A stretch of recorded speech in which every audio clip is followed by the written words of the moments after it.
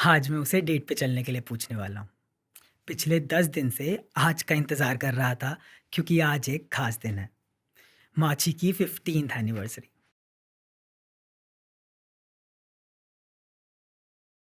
माची, मेरी माँ।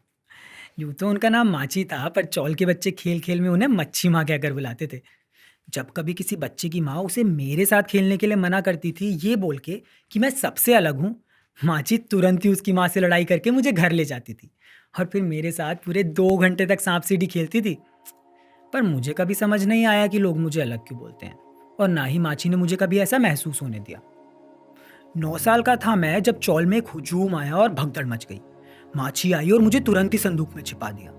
मैंने पूछा, कब तक छुपना है यहाँ?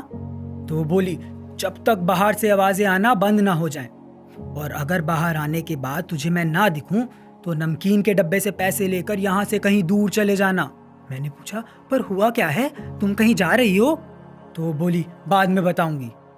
कुछ देर बाद मुझे कुछ आवाजें सुनाई दी, बहुत सारा शोर और लोगों के चिल्लाने की आवाजें। नरभक्षी हैं ये किन्नर, मारो इन्हें। हमारी चौल में माची के अलावा और भी किन्नर थे। कब ये शोर लोरी बन गया पता ही नहीं चला और मेरी संदूक में ही आंख लग गई। जब आंख खुली तो कोई आवाज नहीं सुनाई दी, बिल्कुल सन्नाटा था। संदूक के बाहर निकला और माची को आवाज लगाई, पर घर पर तो थी नहीं माची। घर का सामान बिखरा हुआ था और खिड़की के कांच भी टूटे हुए थे। जैसे ही घर के बाहर कदम रखा तो देखा हमारी चौल लहू से लथपथ हो चुकी थी। मैंने बहुत आवाज लगाई, माची माची तुम कहाँ हो माची? पर वहां तो कोई नहीं था। फिर दूर से एक औरत अपनी खिड़की से चिल्लाकर बोली, मच्छी को तो मछुआरे पकड़ के ले गए, तू यहाँ क्या कर रहा है? मैं जल्दी से घर के अंदर भागा, आंसू पोंछे और माची के कहे अनुसार पैसे लेकर वहां से भाग गया। बहुत देर तक भागा और पीछे मुड़कर कभी नहीं देखा।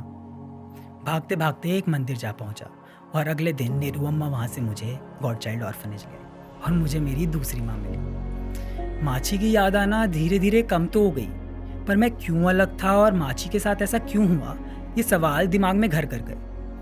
नीरू अम्मा ने मुझे वो सब कुछ दिया जो शायद माची मुझे देना चाहती थी, पर इन सवालों के जवाब मैंने नीरू अम्मा से मांगने की कभी कोशिश ही नहीं करी, क्योंकि ये सवाल माची और मेरे बीच के थे और इनका जवाब मुझे खुद ढूंढना था। जैसे जैसे बड़ा होता गया तो सब कुछ समझ आ गया और जिंदगी का एक मिशन तो मुझे मिल ही गया था। अभी 2 साल पहले जब नौकरी लगी तो अपनी दूसरी माँ को भी अलविदा कह मैंने किराए पर घर ले लिया। अभी एक मार्केटिंग स्पेशलिस्ट के साथ साथ ट्रांसजेंडर राइट्स एक्टिविस्ट भी हूँ और कोशिश करता हूँ कि उन्हें उनके हक दिला सकूँ। ट्रांसजेंडर के राइट्स के लिए लड़ने का सबसे बड़ा मोटिवेशन माची और उनके साथ हुआ वायलेंस था, और बचपन से लेकर अब तक जो मेरे सवाल थे आज मैं उनका जवाब पूरे जहां से मांगने की कोशिश करता हूँ। एक किन्नर के बच्चे को क्यों अलग समझा जाता है? एक किन्नर को क्यों इक्वल इंसान नहीं समझा जाता है? वो इंसान नरभक्षी कैसे हो सकते हैं जो तुम्हारी संतान होने पर सबसे ज्यादा खुश होते हैं? मेरी माची नरभक्षी कैसे हो सकती है? उसने तो मुझे सड़क पे से उठाकर एक दूसरा जन्म दिया था और मुझे इतना प्यार दिया जो शायद मेरी सगी माँ भी नहीं दे पाती। खैर, हाँ, आज माची की 15th डेथ एनिवर्सरी है, पर मुझे ऐसा लगता है ना कि आज के दिन कुछ भी करता हूँ तो वो अच्छा होता है, जैसे जैसे माची का आशीर्वाद मिल रहा हो।